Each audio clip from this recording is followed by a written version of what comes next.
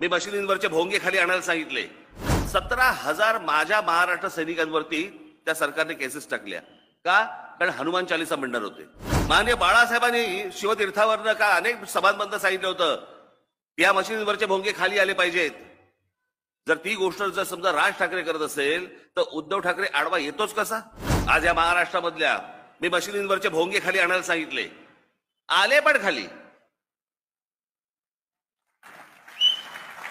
बंदही झाले. एक वेळा आम्ही बंद करतो पण हनुमान चालीसा म्हणू नका. उद्धव ठाकरे त्यावेळेला मुख्यमंत्री होते. सगळे बंद झाले. 17,000 माझ्या महाराष्ट्र सैनिकांवरती त्या सरकारने केसेस टाकल्या. का? कारण हनुमान चालीसा म्हणणार होते. म्हणजे संरक्षण कोणाला? मशिदींवरच्या लाऊडस्पीकरना. मागे एकदा कधी अनेकदा माननीय बाळासाहेबांनी शिवतीर्थावरनं का अनेक सभांबंद सांगितलं होतं या मशिदींवरचे भोंगे खाली आले पाहिजेत. जर ती गोष्ट जर समजा राज ठाकरे करत असेल तर उद्धव ठाकरे आडवा येतोच कसा?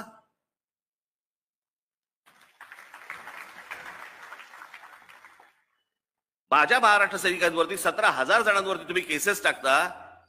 तुमचा कल कळला आम्हाला कुठे आहात तुम्ही. पण या हिंदुत्वाने भारावलेल्या महाराष्ट्राला त्यांचं हिंदुत्व तोडण्याचं काम प्रामुख्याने या महाराष्ट्रामध्ये शरद पवारांनी केलं आणि ते म्हणजे जाती जातीमध्ये भेद निर्माण केले. मी माझ्या अनेक सभांबंद सांगितलं, उद्या महाराष्ट्र नवनिर्माण सेना असो, शिवसेना असो, भाजपा असो, तुमची काँग्रेस असो, एनसीपी असो, हे राजकीय पक्ष मेले तरी चालतील, महाराष्ट्र जगला पाहिजे. हा खरं तर महाराष्ट्र संपूर्णपणे हिंदुत्वाने भारावलेला महाराष्ट्र. पण या हिंदुत्वाने भारावलेल्या महाराष्ट्राला त्यांचं हिंदुत्व तोडण्याचं काम प्रामुख्याने या महाराष्ट्रामध्ये शरद पवारांनी केलं आणि ते म्हणजे जाती जातीमध्ये भेद निर्माण केले. आज तुमचेही अनेक लोक, तुमचे नातेवाईक, तुमचे मित्रपरिवारातले लोक महाराष्ट्रामध्ये अनेक ठिकाणी राहत असतील. आपण जरूर त्यांना सांगा की यातनं किमान यातनं तरी महाराष्ट्र बाहेर आला पाहिजे. मी माझ्या अनेक सभांबंद सांगितलं, उद्या महाराष्ट्र नवनिर्माण सेना असो, शिवसेना असो, भाजपा असो, तुमची काँग्रेस असो, एनसीपी असो, हे राजकीय पक्ष मेले तरी चालतील, महाराष्ट्र जगला पाहिजे.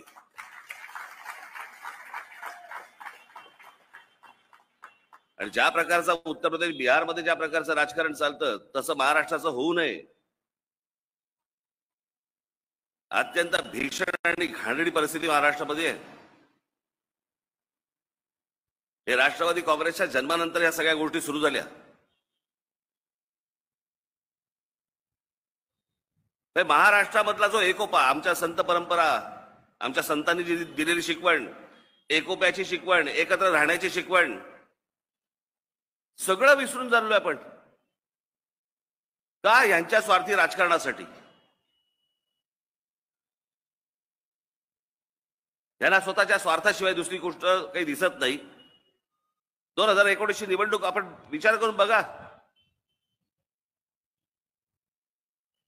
या मुंबईमध्ये असू देत किंवा या शिवडी मतदारसंघामध्ये आपण घेऊया. या शिवडी मतदारसंघामध्ये आहे, मागच्या वेळेला शिवसेना भारतीय जनता पक्षाला लोकांनी मतदान केलं आणि शिवसेना भारतीय जनता पक्षाला मतदान केल्यानंतर निकाल ज्या वेळेला लागले त्यावेळेला शिवसेना उठली आणि ज्यांच्या विरोधात निवडणुका लढवल्या त्यांच्याबरोबर जाऊन बसली, फक्त मुख्यमंत्री पदाची गळ्यात माळ घालण्यासाठी. तुम्हाला कोणाला विचारलं होतं?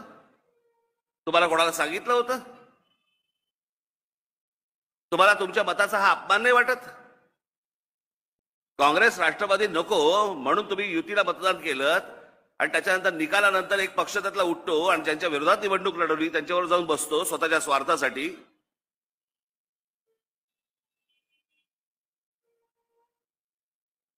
हे कोणतं राजकारण आहे?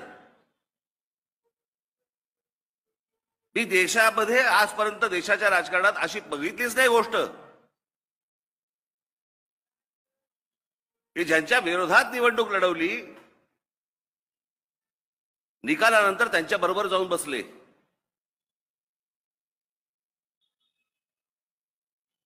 हे सगळं तुम्हाला ना, हे सगळ्या गोष्टी तुम्हाला विसरायला लावतायत. कशातनं? जातीतनं.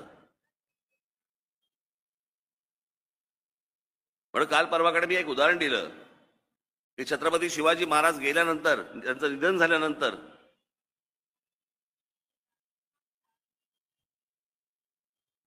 ही समाधीमध्ये नंतरची गोष्ट, पण जे काय तिथे त्यांना